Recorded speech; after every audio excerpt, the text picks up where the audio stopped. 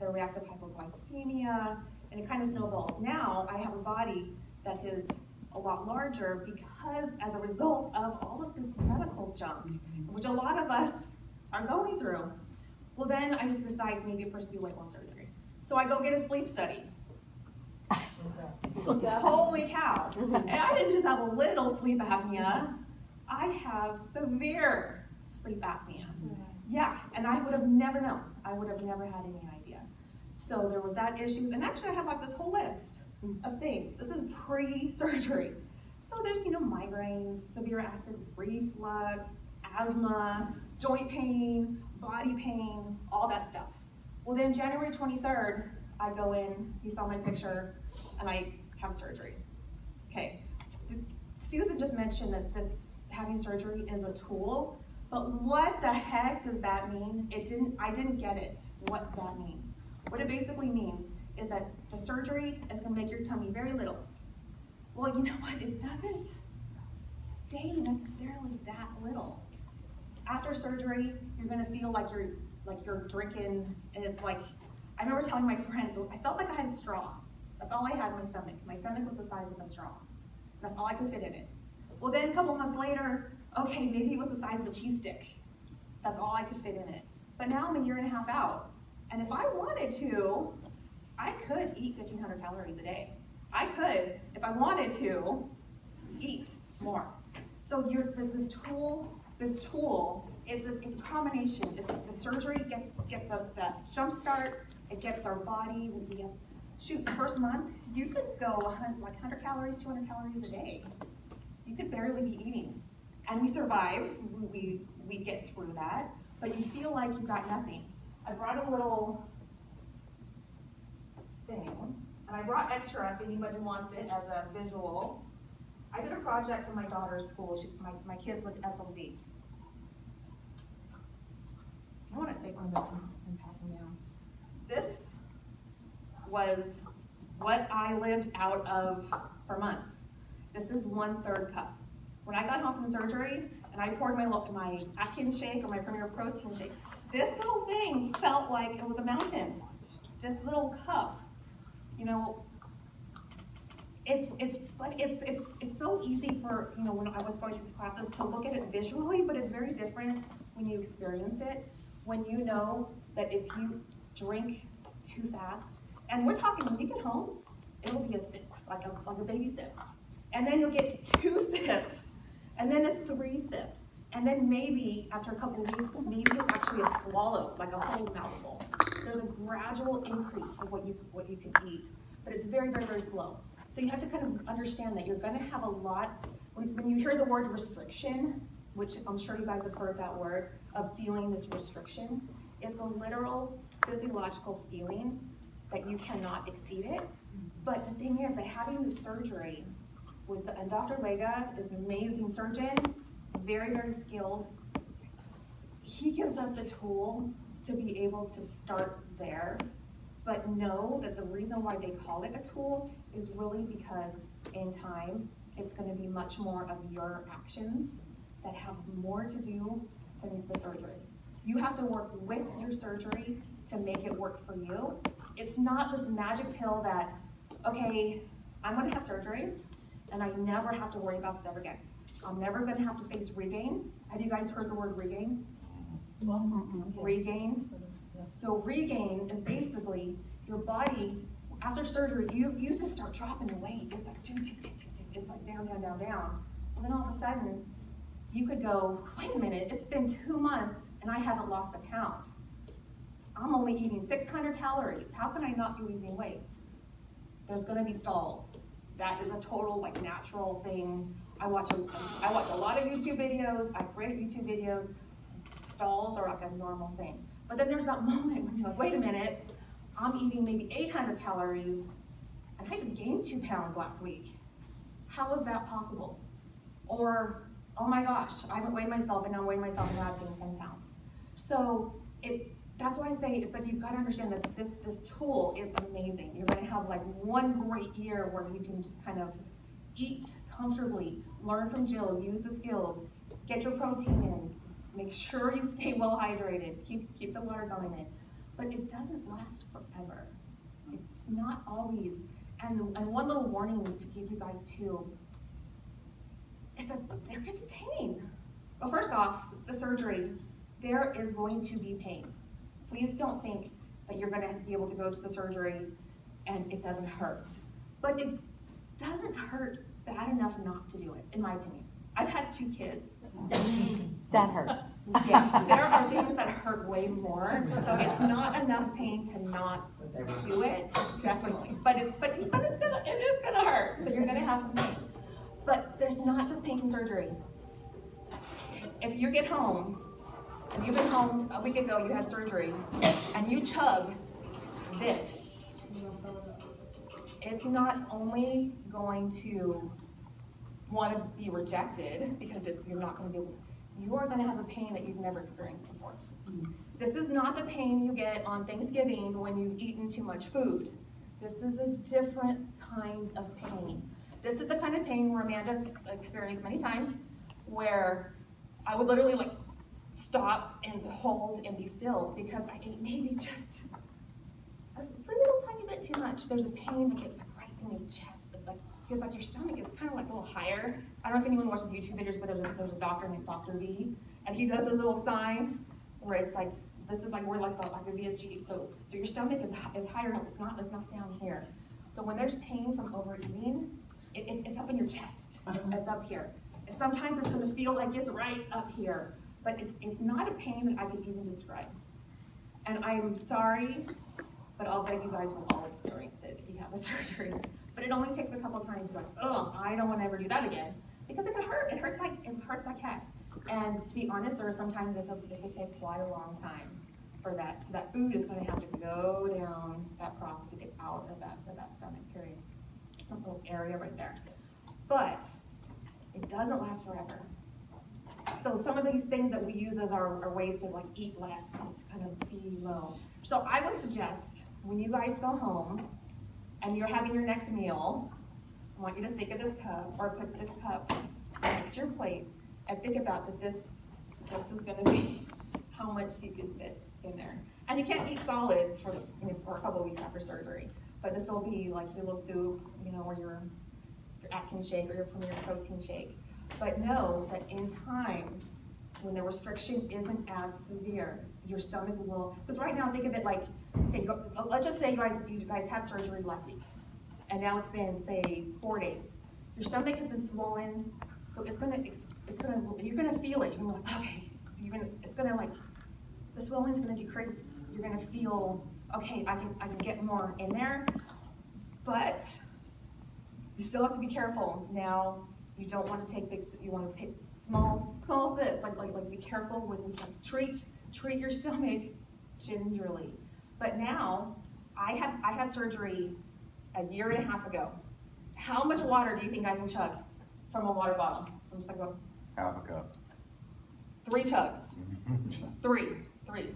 So next time you're drinking a water bottle, think 3 chugs, and if I have 4, I'm right back to that pain. So just be aware that you start out having baby sip, and it slowly increases. But what if you were eating a Starbucks Frappuccino for those 4 chugs? So that's where it's a tool. It's a great period of where you can kind of be a little, you don't have to be quite as strict because you have to get your calories in. And so you need to start focusing on what's going to make you feel good, what's going to give you the energy, your vegetables, your proteins, your nutrition. So you're not even, you look at that donut and you're like, geesh, if I eat that, I'm not going to be able to eat again for like maybe 2 hours, and that little donut is going to do nothing to make me feel good. It's only going to make me feel like crapola. So there's definitely, yes, you have this, but then there's so many other components. It's it's exercising. It's really watching your nutrition. It's really, when you hit that year mark, you're like, okay, this is now more about me, more about my choices versus the fact that you had weight loss surgery. And I want to warn you guys, you might love Premier protein shakes right now, chocolate. You might love chicken. You might love anything, but right now your taste buds could change like that. and you after surgery, and you look at that Atkins shake or that Premier Protein, and it just makes you want to throw up. So be flexible. No, you might have to look, you might have to try other brands, other foods. Talk to Jill. If you cannot stomach a certain food, talk to Jill, let her help you figure out different protein, maybe protein stuff. I would have never thought, I planned on doing the keto diet. Do you guys know what the keto diet is? It's like the high fat, very low carb. Guess what? Can't handle that. I can't eat meat. Meat makes me feel like I've got a rock in my stomach. Who would have thought? I couldn't eat avocado. I ate a little piece of avocado at 4 months out and thought I was gonna just lose it. And we're talking a little tiny bit. So your body responds to food very differently. And if you have gastric bypass, you might have the dumping syndrome. Do you guys know what dumping syndrome is? Dumping syndrome is basically if you eat the wrong food, like a too high fat or too high sugar, your body could literally have an instant response to that food. Some people will start to sweat, they'll start to get a stomach ache. Some people will start throwing up, some people will be in the bathroom. It's a physiological occurrence when your body cannot handle that food. It happens more with gastric bypass. I have experienced it on a very minor level. Some people can get like heart palpitations, like if you've eaten something, and all of a sudden like your heart starts beating and you start sweating, you're like, oh my gosh. Even if you don't like throw up, that's probably dumping syndrome. So don't be alarmed, it is kind of a normal process. But in terms of the whole, getting back to the concept of it being the tool, because you gotta remember, once you do this, it's a done deal. You've got this. So you're gonna have, you're gonna be a week out, and then you're gonna be a month out, and you're gonna be 6 months, and then you're gonna be a year, and then you're gonna be like where I'm at, where I'm a year and a half out. Well, then I'm gonna be 2 years out, and on and on and on. And so the restriction that I feel right now, I still feel a lot of restriction. I cannot eat, but you've got to learn to listen to your body's cues.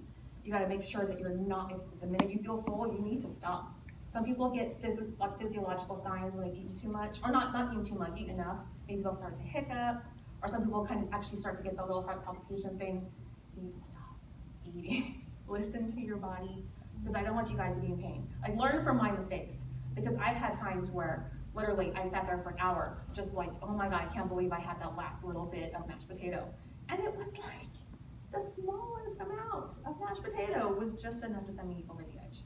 So listen to your body, learn.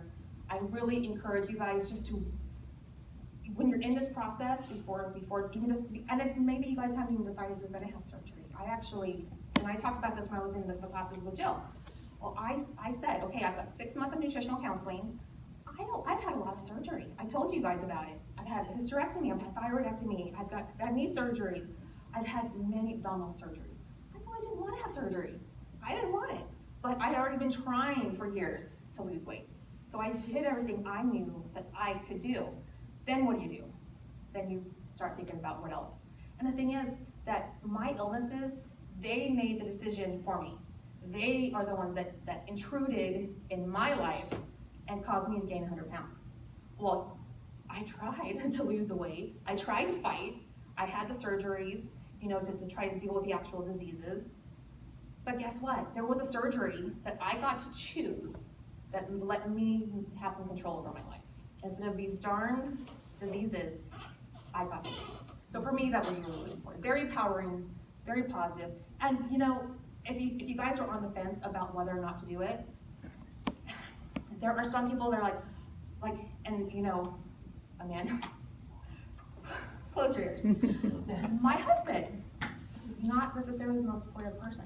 He's been able to lose the weight by working extremely hard, watching his diet extremely well, exercising his patootie off. But he didn't have endometriosis. He doesn't have pain when he walks. He doesn't have hurt knees. Well, he does now, but he didn't have hurt knees. He didn't have the hormonal mess that occurs from hysterectomy and the hormonal mess that occurs from thyroid disease. So a lot of people might give you their opinions. You've got to do what's right for yourself. But if you guys are having any of the hesitation about, okay, it's surgery, it's scary. Yes, you're having a big surgery, but you've got a great surgeon, you've got a great support team. The the pain and the time out of having to take a couple of weeks off work, it's such a small part of our lives. When you think about we could be alive for 90 years. And this is just a little tiny bit. So now we're gonna get 40 more years of a healthier, stronger body and just feeling better. There's one thing that I don't know if you guys watch a lot of YouTube videos, but one of the things that's on YouTube a lot is people talking about their non-scale victories. Because it's not always about the weight. Because the thing is, look at me, I'm not skinny. I'm not at my goal weight yet. So I am 170 pounds. I was 261 my highest weight, so I lost 90 pounds because of having this surgery and working hard and following the plan and being really diligent. I've had 10 pounds of regain, and right now I'm getting that off by really nailing down my diet. But non-scale victories. There are things that you guys are like, I cannot do this, or this is really hard because I've gained 50 pounds, I've gained 100 pounds. Your body's not the same as maybe it was 10 years ago. You know, wouldn't it be nice to be able to walk to the grocery store from your car and not be out of breath? Or go up a darn flight of stairs and not be out of breath? Or finish, go to the grocery store, get home, be able to bring all your groceries in the house and put them all away? And not have to sit on the darn counter for 2 hours while you rest? Those are non-scale victories, is when you can do that and be like, gosh, you know what? I couldn't do that before. Last week, or 2 weeks ago, I went on a road trip with my husband. Since I started dating him when I was only 15, and he's been telling me a story about him climbing Mount Shasta, or not Mount Shasta, Mount Lassen. He's been telling me the story about how he wants to go back to Mount Lassen. 2 weeks ago, we went to Lassen Volcanic National Park, and we hiked a mile. It was a 2-mile hike, but it was 45 flights of stairs up. It was 1,000 feet straight up. Is there any way I could have done that at 261 pounds? No way. So it's not just about the weight. It's really, really not. The weight's just a number. You know what, I've lost 90 pounds. There are people that are in my spot that they've lost 200 pounds. They've lost 150 pounds. Don't compare yourself to other people. Live in your own body. Appreciate every moment. And you know what? Appreciate the body you have right now too. Because you know what? We're not 600 pounds. We're not 700 pounds. You know, we're at a place now. You guys are being proactive. You're trying to find solutions. You know what? In 6 months, for my daughter, she's having her surgery next month. And I hope you don't mind me talking about you. You know what? She was a skinny high schooler. Skinny. She started medication that caused her to gain 100 pounds in a year and a half. You know, life has these darn wrenches. They can change everything. So appreciate what you've got, appreciate where you've been, where you're going, look forward to things in the future. But when you've lost 20 pounds, be like, yes, this body, thank you. 40 pounds, 50 pounds, 60 pounds. One little tip, don't go on a shopping spree when you've lost 50 pounds. Buy maybe 1 pair of pants, maybe 2, a couple shirts. Don't fall in love with your clothes because it's coming off like that. You're gonna lose the most weight in the first couple months. I lost 25 pounds the very first month. And I lost 25 pounds so just have hope. And even if you know what, even if you decide not to have surgery, that's totally okay. And not everybody is in the right place. You have to be in the right mindset and ready to do this huge, huge, huge thing of altering your body to meet this goal. But is it worth it? It is worth it. But you know what? For me, it was my time. I had talked about it for years. Not everybody's ready. And if you're not ready, it's okay. It's okay. It will still be there in a year, 2 years, 3 years, if you want to pursue it. If you want to maybe decide to try Weight Watchers first, or try some other plan. Do everything you can to avoid the surgery, but know that there is this avenue that you can take, and you're already in a group with a support system. You've got a great surgeon with Dr. Lega. He's not gonna hurt you. Work like in a bad way. It's gonna hurt, but he's you know what I mean? Because it's definitely, and you know what? I have my little scars. They take time. They take time to heal. I had one incision that I was watching some of my old videos 2 months later, and it was still kind of red. It was kind of scabby. After 2 months, you're like, okay, a regular thing, would that be still doing it? This stuff is normal. And there's a lot of stuff that is going to be kind of scary. And you know what? Even go on YouTube. 1 month post-op VSG. 1 month post-op gastric bypass. Or just VSG or gastric bypass. Listen to what people are saying. What are people eating? How are they overcoming some of the challenges that isn't obvious that you would talk to a surgeon about? You know, there's problems with using the bathroom. Oh, there's one weird thing about having VSG, is your stomach makes a ton of noise. It just talks all day. I'll be sitting at my desk, and I'm like, can my coworkers hear my stomach making all these gurgly sounds? My stomach never used to do that. I've been in meetings with a person right across, and they, oh my God, stomach, shut up. So these weird things happen. Some people start to look out like, oh God, burp a little bit more. I didn't have that problem. But so there are some weird little quirky things. But you know what? It's like, man, is that normal? YouTube, you know. How do I know I'm full after weight loss surgery? So there are a lot of people sharing experiences. So look for it. And you know what? Ask questions. Like if you guys have a question, like can I just offer, does anybody have any questions? What type of person? Oh, well here. Okay, I have a medical condition called trigeminal neuralgia, and I have to take medicine for the pain twice a day, and I'm worried about if I'm going to be able to. You know, that's a really good point. People that have to take pills. I have a thyroid disease. I have to take a pill every single day. We also all will need to take vitamins. There is definitely requirements for the vitamins. I don't really tolerate multivitamins, but before surgery, it would give me a stomachache. I found a company called PatchMD, where I personally get all my vitamins from PatchMD. In terms of you taking medicine, I would talk to Dr. Lega, but make sure that he's aware that you need to take these pills. There are certain surgeries that do better, like VSG is sometimes recommended for people that have to take a lot of like pills, like for the rest of their lives, for instance. There's also, if you need to take painkillers like ibuprofen, you need to really be conscious and know before if you have surgery, if it's okay for you to take this. I have migraines. I have not only migraines, just regular, just headaches all the time. Well, I never take 2 ibuprofen at a time, ever. And matter of fact, I take acetaminophen. After surgery, I think it's recommended you take acetaminophen. Did you say you don't take ibuprofen? You should know. Yeah, that's what I was saying. I take acetaminophen, but I never take more than 1. So it can have some issues with your stomach. Well, with you having to take those meds, I would definitely talk to Dr. Lega, because he might suggest a certain surgery that might be more beneficial for you because of needing to take those, and especially with Dr. Bitter pills. Like my pills are like real pill tiny. Pills, they are really big. Yeah, but he might recommend, you know, VSG for you, the vertical sleeve gastrectomy. So, and there's different words. There's gastric sleeve, vertical sleeve gastrectomy, VSG. That's the same surgery.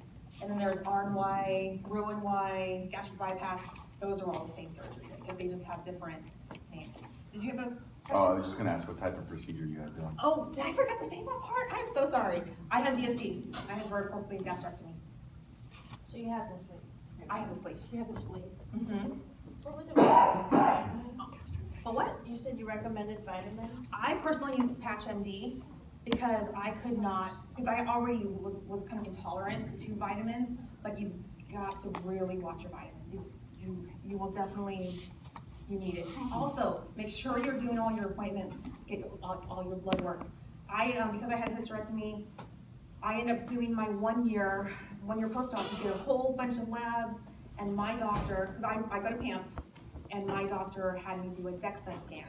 DEXA scan, I don't know if everyone knows what that is. It's basically a bone density scan. Turns out I'm 44 years old, and I've got severe osteoporosis from having hysterectomy so many years ago. So, and not being able to take, because of the endometriosis, I can't take the estrogen replacement, like the therapy, and so now I'm dealing with osteoporosis. I would have never known that if I hadn't had weight loss surgery and the doctor had prescribed a DEXA scan for me. But definitely keep up with your meds. If you get low on something, find a way. Definitely find a way. So you get your vitamins via a skin, a patch? Yeah, I don't think I have one on right now, or I would. I now do take an extra calcium pill because of the osteoporosis, so I've had to upgrade, and now that I'm a year and a half out, I can take a humongous pill, and for me, it's not a problem. I just make sure I have a lot of, as much liquid as I can. Yeah. Are there any other questions? Because this is your time. Because I remember leaving when I went to these, and God, I wish I had asked. Answer that. I'm sorry. What was that? How long were you off work? 2 weeks, and I did not tell a soul at work. Not a single person, except for one person, knows that I had surgery at work. For 2 weeks. And you said it did, so you did office work. Office work, but very active, carrying buckets, getting up and down. But yes, I did the best job. Yes. How long did you stay in the hospital? I stayed